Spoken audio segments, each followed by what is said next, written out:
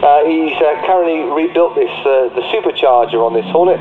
It's been competing for the last 4 years, so this is a real labour of love from Barry Baxter and his Wolseley Hornet. And as Rob said there earlier, look at him working hard at the controls to get this car through the chicane. He just thought he'd get involved in sprints and hill climbs, so he bought this special known as Sacre Bleu. Has competed in the Bert Hadley Championship between 2005 and 6. Now, John, who drives this car, as I say, is over 6 feet tall and 15 stone, so he's half the power to weight ratio of the Austin and needed something bigger. It's about 30 of them now that were built, now sadly less than 10. Clive Scott, the driver, it was his father who actually imported the cars, so the GSM Delta, quite a pretty little car in a quirky way. Entertains the crowd, and in this is black, it's Mark 1 RS2000. It's been raced and rally from the day he bought it in 1993, and he is absolutely flying down the chicane. Can he get the power back down again early? Yes. Interesting to see how James goes in one of his pride and joys.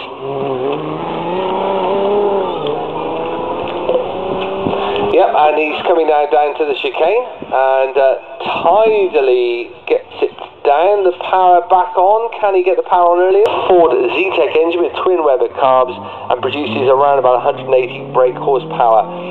So that is a very, very high brake horsepower for a little tiny car and a very lightweight car like that. We've driven one, and they by Silver in 95, and it was actually a first prize in a Kit Car magazine competition, bought by the current owner in 98 and converted it to 1600. Now this is going to be quick for him through here for us, but his love has always been motorcycles. But then he sold his Harley Chopper to free some carriage space for this Caterham, which he actually bought direct from Caterham Cars. Now he's had a bit of accident in the bike, so this is all about now his motorsport and his love of speed gets him behind the wheel of this, and his Cam engine Group B rally car, the last of the rear-wheel drive only rally cars to win the manufacturer's table 83. Martini Livered Works cars were driven by, of course, Marc Alain, Walter Rall and Henry Tournevis, of course. Famously, this example competed in the French National Championships of the period, and the Anne Springette. It is an AC Cobra lightweight replica, originally built in the 80s, and not used for many years. Listen to this. Almost better than eating chocolate, the wife says. Yeah, can't believe that for a minute. Truck racing driver, although Robert himself has overseen the car's preparation and bought the car on Rod's behalf. He's certainly getting his money's worth out. Locks the brakes up a little bit under braking there. Gets it down. Nick Taylor, perhaps unsurprisingly, in his Ferrari 348. I'm going to take something. I think he'd be disappointed if he was in his car 50. Dick Owens at the controls of his MG Midgets, making an awful lot of noise in this pretty little example. Pops it around the chicane. 1960s on the original race circuit. How about that? Absolutely brilliant. Then it was modified to the free Formula 850 class. That's what the spec is today. So how wonderful to see a car like this that actually used to race here, actually taking part in the 8 in British racing green. Is there any other colour? It's a sin, really, not to have at least one in this colour. Absolutely. Beautifully prepared and going like stick. It is flying through. He's got the power off. He's got the power. We've got a red flag back on. Back door. So car 36 now. Mark Brown has left the line in his BMW 323i. This is he's only just started competing also, but he is on the register for this particular kind of car and in the BMW Car Club. He drives it as an everyday between a shed and an old bath. What, it's made out of a shed and an old bath? Well, he found the bits there, and now he's built it up and entered in the Alfa Romeo Owner Club Championship quite regularly. But he was concerned about the competitiveness and reliability, and that is Colin Robbins in a Vauxhall Viva, folks. Yes, absolutely, it is a Vauxhall Viva GT, 1970 version. One or two of us might remember having one of these as a car. Not this particular one, though, because I think this one's a bit special. It is a replica.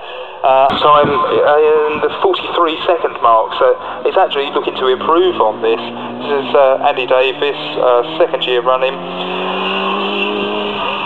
He is on fire, this man. He is literally flying. I reckon he's going to try and get down Joseph from Switzerland, and the car was set up by them and raced for many years in the 2 Litre European Hill Climb Championship. So this is a car built and set up for this kind of event, and he should... Caterham 7s, originally Lotus 7s, club sprint lap record holder, in fact, at Goodwood, Castlecombe and Leaden Hill. Robert George didn't quite make it. 40.12, 40.12. The yellow Escort then of Graham Miller.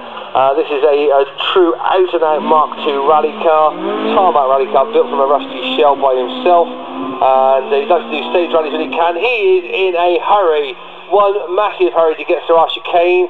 Pops the wheel up. Yes, he has driven all sorts of motorsport since the mid-60s, but now he's here in a car from Cherry Marshall, who again has done just about everything. And been there and seen it and done it and got the medal to prove that he was there as well.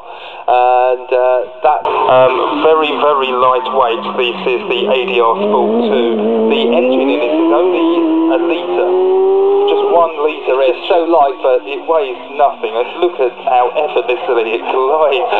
He started kart racing, and doing other things in a Cosworth Sierra, and he's now switched to single seaters and won the RSC MSA British Sprint Championship in 2007 in a Gould GSA, where he won several races. John himself has raced it for many years. He won the Autosport Championship in 61, and many others that he's subsequently driven, this and other cars throughout the years.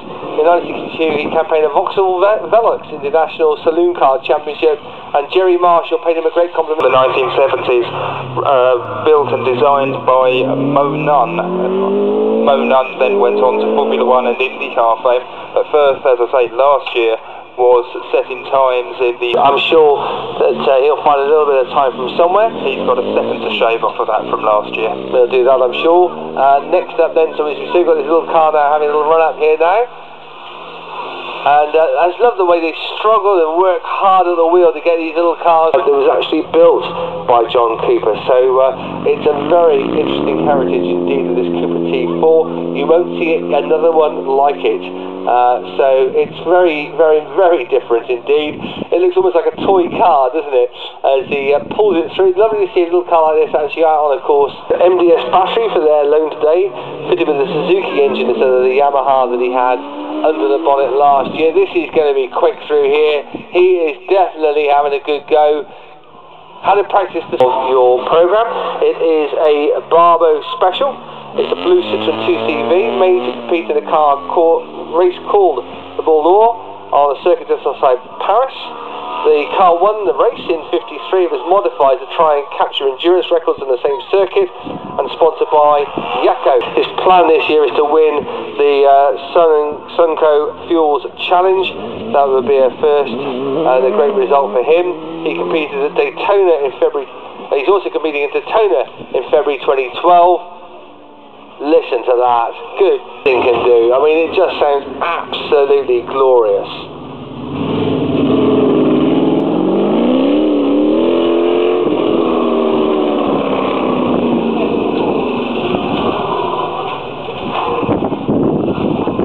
And the fact of the matter is, when you get to the morning of the event, you suddenly see this big area of green grass and trees that you've been looking at for months, empty, suddenly full of beautiful motor cars.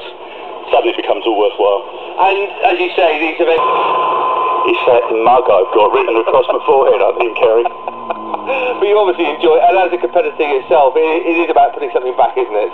Absolutely. I think as a competitor who competed for many years, as you well know, you've sat next to me on a number of occasions, and as you know, it's all about putting something back, and I think it's... To really try now, won't they? Yes, something that we did see last year, if I remember rightly, that although they do have 2 practice sessions in the morning, that first competitive run is like a banker. They don't want to push absolutely on the road. I mean, this isn't the quickest car, and is never going to be the quickest car, but how lovely to see a 52-year-old car of a classic like this out on a course like ours in a day like this, in a setting like this. Absolutely fantastic. And you know, this car, this man, you know, he wanted to just share this with everybody today, just hauling that round that corner. Production road racing. This was the works demonstrator and development car as well, so this car should go pretty well, relatively speaking. Don't forget the cars are split into classes, so although cars such as this won't be setting the fastest time of the day outright, certainly they've got their own class battle to look forward to. So Philip then going through the chicane and really working that gold livery. Sweeping around Big Tree Bend, where he just dips out of our view for a moment but then comes back to us on the straight, and he's certainly putting everything he's got into this lap time. Earlier, the car that was built by a group of ex-Lotus employees going out on their own. Bob has been competing in motorsport for quite a while now, had some successes as he's got it wrong on the entry to the chicane, but he managed to recover. He actually was an apprentice with the BMC when he lived down in Kempsey. He's born in London, used to play out at Crystal Palace as a child, never raced here in period, but good to see him out in such a wonderful example of original competition elan. He used hill climbs and sprints from 87 up to 2000. He says that this elan is no match for the 26R lookalike. They should be driving this weekend. Yeah, unfortunately this has been developed quite a lot. It complies with the CSCC swinging 60s, that's the Classic Sports Car Club. And he's definitely trying hard through the chicane there. Back to historic rallying as of late. He's done a lot of circuit racing with his historic cars, but rallying and sprinting is really what he enjoys to do. Now, he's also, when he's not driving this, he's busy preparing another 1935 Wolseley Hornet. Cracked exhaust, or has he got something secret under the bonnet? Well, he's taken part in various road rallies, and that's really where Gordon's speciality lies, which should lend itself quite nicely to seeing at Crystal Palace.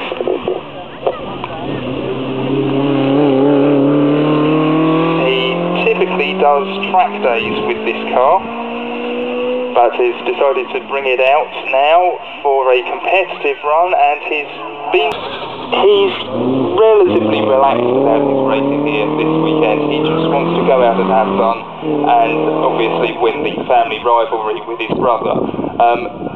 Goes very quickly around the chicane.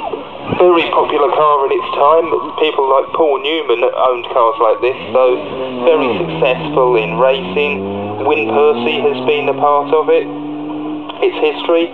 Jill has competed in Lotus Exige, in the Cup, in Jaguar E-Types, and of course racing. Quarter miles drag events is what this car is typically used for, so it'll be interesting to see how he gets around the corners.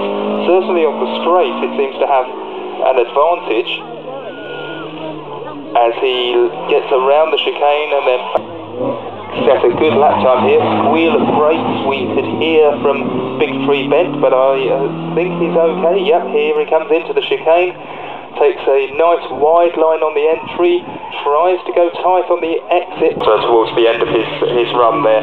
So the clerk of the course has the right to allow drivers to take a rerun of their session if they feel that there was any unfair hindrance to them. So 1, 2, 3, the fastest in class, but certainly up there or thereabouts. And of course, photographs and pictures from today will be available, and you will be able to see them on the Motorsport, our own website, of course, which is